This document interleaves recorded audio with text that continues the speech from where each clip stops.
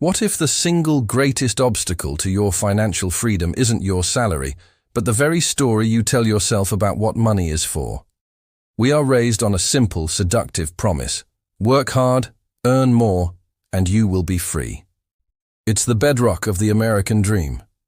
A bigger paycheck is seen as the solution to our anxieties, the key that unlocks a life of security and choice. It's a ladder we are all desperately trying to climb, believing that the view from the top will finally bring us peace. But what if that ladder is leaning against the wrong wall? What if the game is rigged, not by the economy, but by our own psychology? We see it all the time. The friend who doubled their salary and is somehow more stressed than before. The co-worker with the six-figure income who's living paycheck to paycheck. This is the paradox of modern wealth. You can follow all the rules, win the promotion, and cash the bigger check, only to find yourself in the exact same place.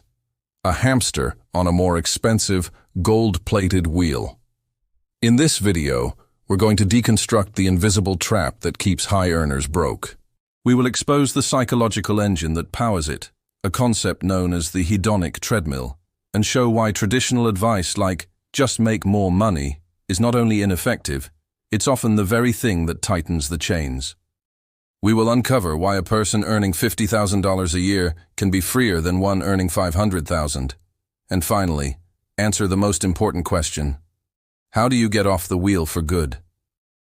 Most of us view our financial lives as a simple equation: income minus expenses equals freedom.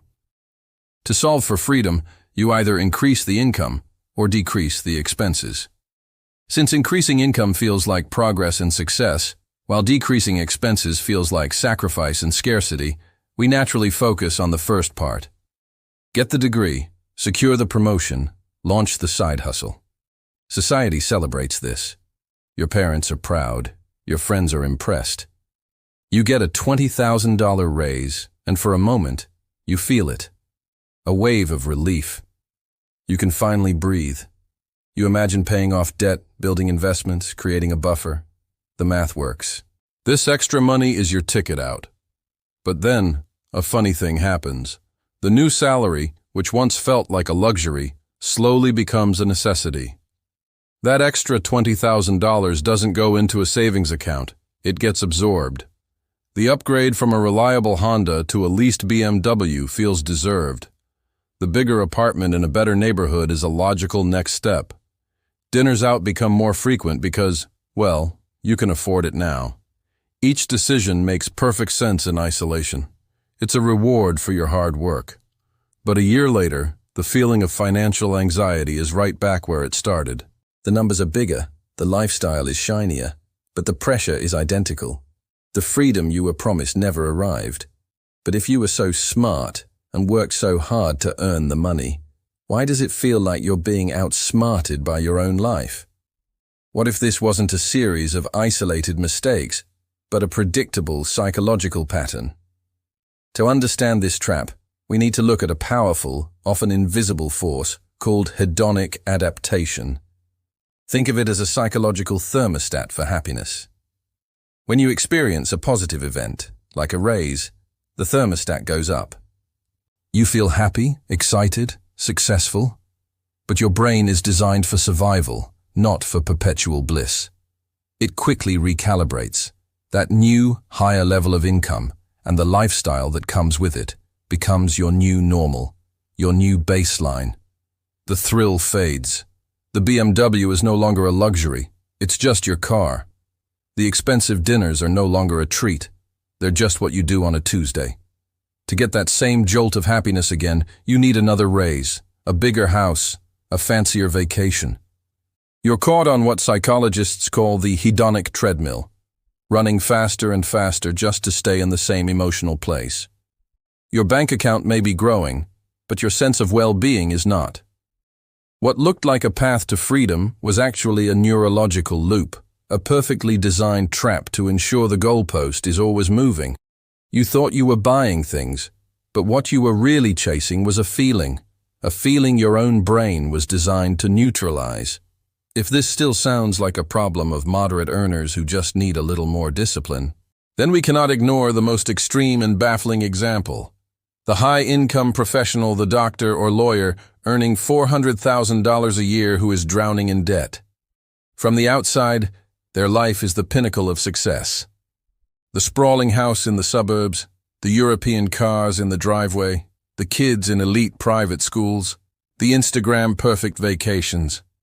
They have won the game, but internally, they are prisoners. Their massive income isn't a tool for freedom. It's the fuel required to maintain the complex machinery of their lifestyle. The mortgage is $20,000 a month, the car payments are $3,000, the tuition is $60,000 a year. They are chained to their high-stress job not by passion, but by the terror that if the income stream stops for even a month, the entire glittering facade will collapse. Their success has not bought them freedom, it has built them a more beautiful and far more fragile cage. This isn't a failure of intelligence, it's the hedonic treadmill on steroids, supercharged by social pressure.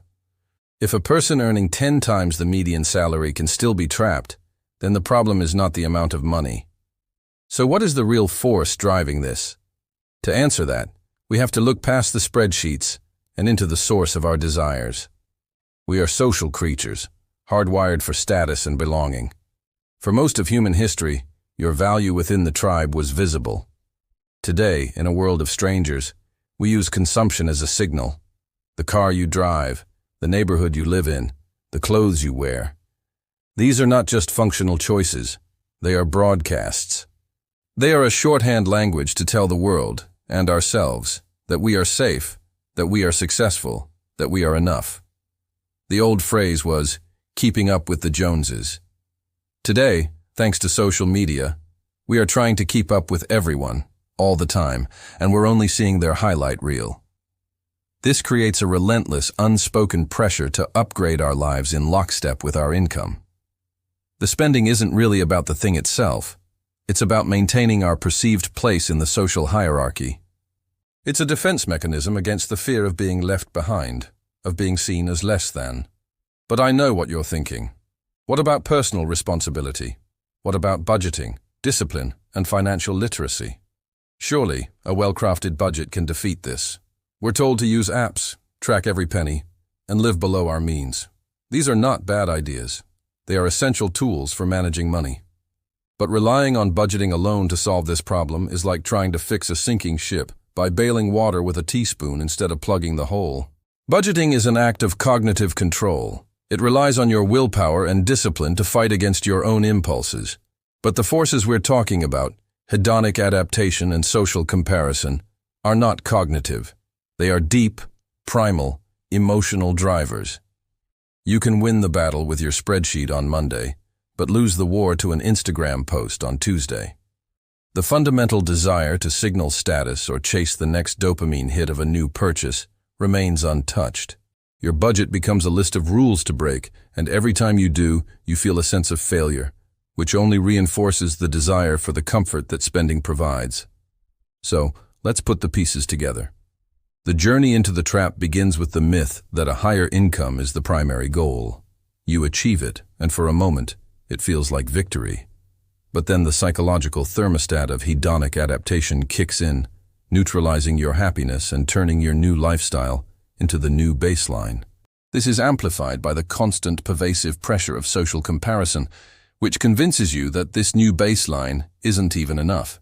You need to keep climbing to maintain your status. Your spending, therefore, becomes a tool not for building freedom, but for servicing psychological needs. The need to feel successful, the need to feel secure, the need to belong. You try to fight back with the logical tool of a budget, but it's no match for the deep-seated emotional drivers.